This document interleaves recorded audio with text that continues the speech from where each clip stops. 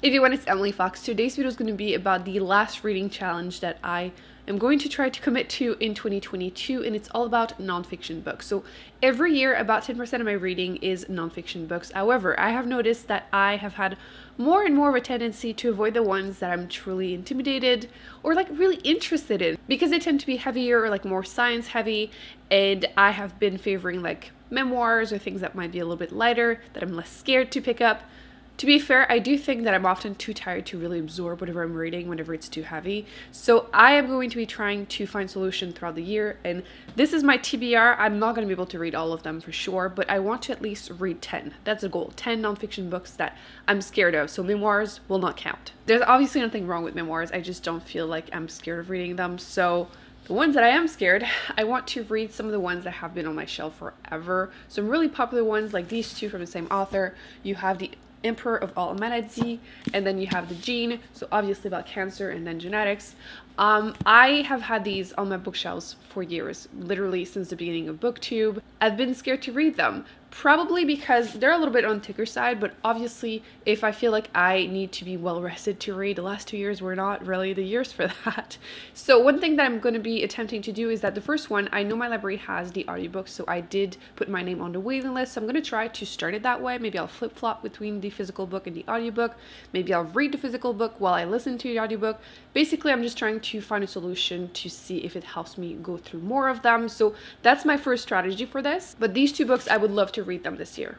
Another one I would love to read is this one. This is Astrophysics for People in a Hurry, which I have started years ago. I was doing a readathon. I think I was doing like read 7 books in 7 days, and I thought, oh, this is pretty short. I can do this. However, I realized very fast that this is heavy, and I was just going through it too fast. I didn't feel like I was giving myself the chance to actually learn anything. I did actually put a bookmark, well, put the page there at 85 pages.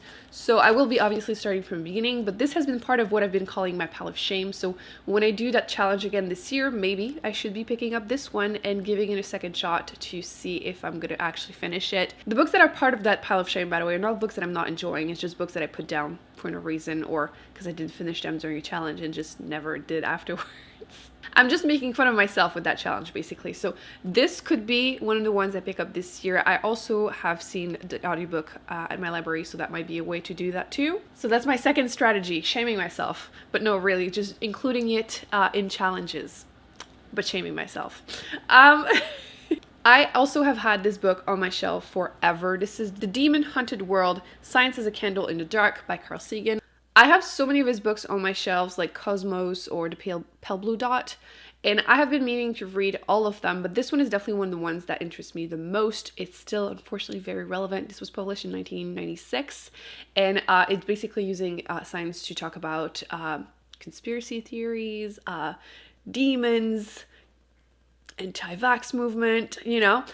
So I would love to find a time to actually pick it up this year. So definitely something I'm looking forward to reading. So you know how I mentioned that I wanted to include more nonfiction in challenges. I want to try to do like a reading vlog, reading some really popular ones, which I would love to hear your recommendations in the comment section. But kind of doing like a 2 or 3, I read 2 or 3 really hyped nonfiction. Here are my personal thoughts. Were they worth the hype or not?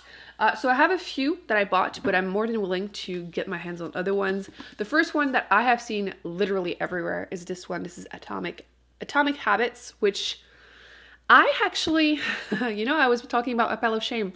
I have been in the middle of The Power of Habit for a couple years now. It just got returned to the library before I had time to finish it, and I just never picked it up again. So, you know, pile of shame. But it's a topic that I'm actually interested in. I'm not big on like self-help kind of books. They just don't work for me. But this seems like this could be something that works for me, and it's super popular. So I'm curious. I want to know, is it worth the hype? Is it going to change my life the way people describe that it changes theirs? I just want to know, and I will be able to let you know whenever I do that reading vlog. So I'm pretty sure this one will be included. I also have a couple other ones that could be included if you are interested. The first one is Rich Dad Poor Dad, which I feel like it used to be really popular, but I feel like lately I've heard less positive things about it.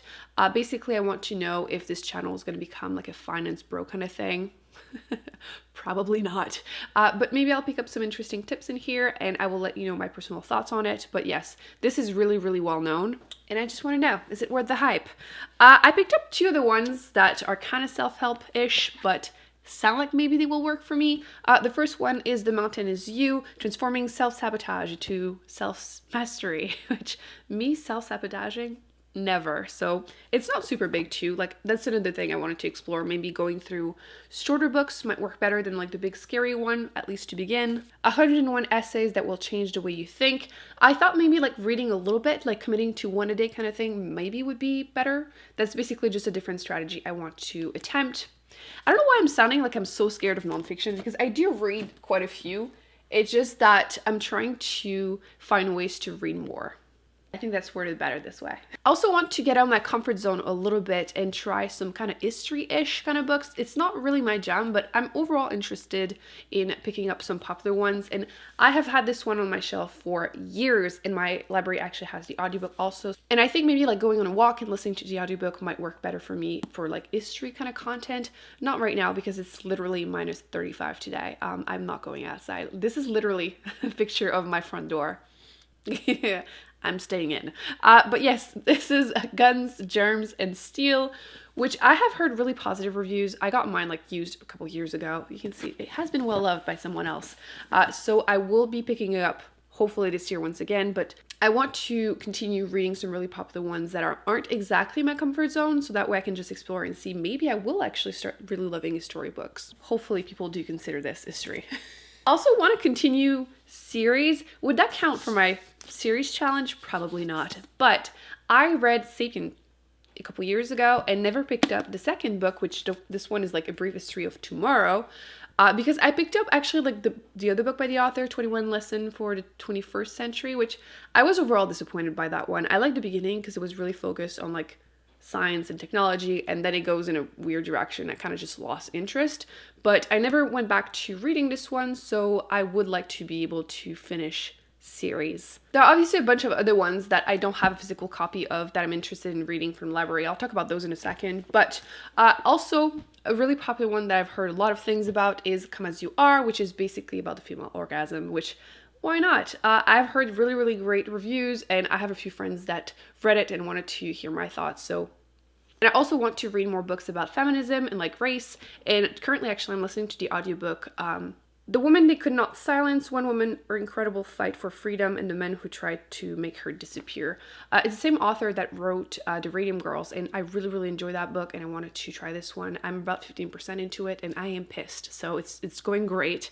Basically, this woman started having her own opinions about politics and religion, and her husband just trying to get rid of her and put her in a insane asylum. So it's great so far.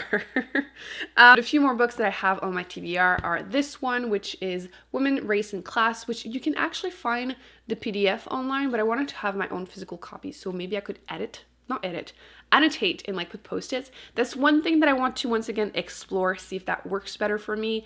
I'm not someone that feels comfortable putting any kind of writing in my books, like ever, but post-its, like I think I'm going to start with post-its and see how it goes, and I feel like that could be a good book to start with that. A few of the ones I have on my library waiting list, I have Sister Outsider.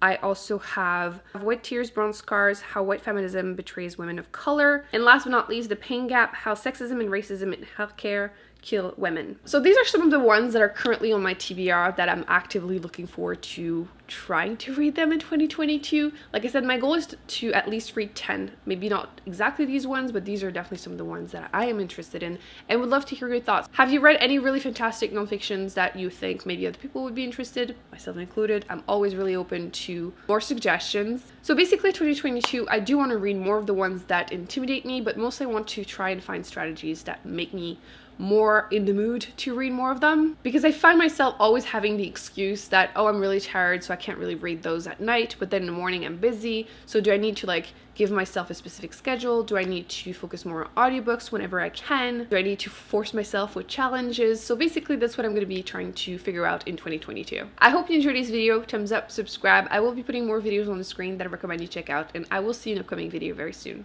Bye.